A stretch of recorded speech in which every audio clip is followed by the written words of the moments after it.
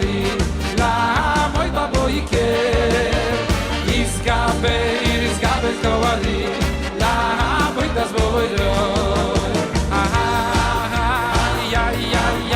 שיביסי השם לנגדי סומי תקלל גודוי בתוירו שיביסי השם לנגדי סומי תקלל גודוי בתוירו. Hello everyone, we reached the finale of walking to Shul. Is there importance to going to the furthest Shul in order to get this schar psiot, this reward for walking? And today I'd like to deal with what most of us do all week, and that is we don't walk to Shul, we drive to Shul. Do we get this reward for driving to Shul just like walking to Shul? In the example in the Gemara in Sota Daf Kaf Bet Amud Aleph, Rabbi Yochanan praises that almana, that widow, that even though she had a shul in her community, close to her house, she walked to his base medrash. And obviously she was walking. It doesn't say a word there about she was riding. And indeed, many a times when our sages praise people about going from here to there, it's talking about walking. For example, in Masechet Chagiga Daf Gimel Amud Aleph, it says, based on the pasuk Mayafu pa'amayich b'ne'alim bat nadiv, how beautiful is your footsteps. Kama na'in ragleihem shel Yisrael b'sha'ah she'olim laregel. How beautiful are the feet of the Jewish people when they go up to the Beis Hamikdash 3 times a year for Pesach, Shavuos, Sukkot. Now, people didn't live close to the Beis Hamikdash necessarily, and still the Gemara says footsteps, not car steps, not horse steps, not donkey steps, and therefore, obviously, it means with your feet. And this is basically what most of the poskim say. Let's start out with the Ben Ish Chai from Baghdad. The Ben Ish Chai says, very simply, Vadai, גם מצוות הליכה לבית הכנסת יש להקפיד בה, שתהיה ברגליים דווקא, כל אחד הוא יכול להלוך ברגליו.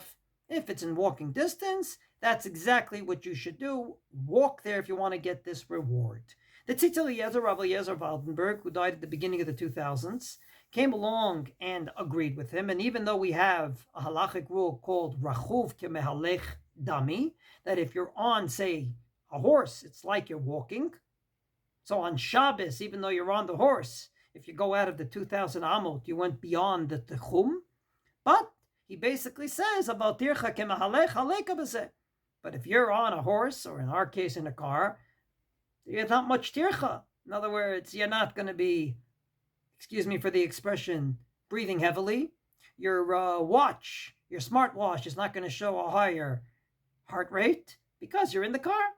ולכן לא שייך להכיל בכאן הכלל של רחוב כמהלך דמי, ולא מקיים על ידי זה מה שצריך אדם להטריח עצמו במצווה כדי לקבל שכר פסיעות. And therefore, if you want to get this reward, you better walk. And thus he says that if you want to use your car, he has a great idea.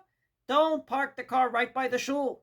He says the following, לא ייסע כל פנים על פתח בית הכנסת אלא יעמד רכבו במרחק מה?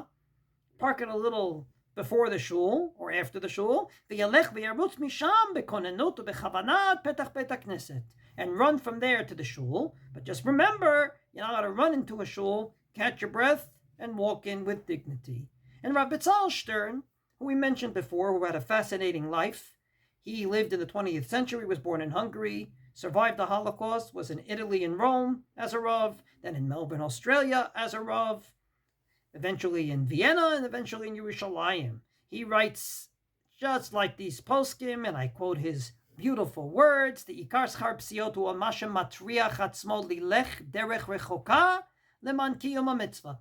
It's the fact that you have tircha, that you breathe a little more heavy than sitting in a chair by going to a further distance. V'im kein, v'nosea b'mechonit, im kemidina havele kemehalech. Even though, as I said, we have a halachic rule, rachuv kemehalech dami, still, mikol makom en kantorach. You don't have that additional level of tircha, that additional level of investment through your body. Time, yes. Body, no. And therefore, there's no reward. To sum up, if you drive to shul, you don't have this reward for walking to shul. However, I would also add that it is a reward, but you can forego the reward. Our sages already said, do not serve the master, meaning God, al minat lekabel pras, in order to get a prize, but rather always serve God, shalom minat lekabel pras. So maybe today, with our modern travel habits, during the week, we don't get reward, and we go to shul without that reward of getting there. And on Shabbos and Yontiv, we do. And I believe that at the end of the day, it actually is a very nice combination.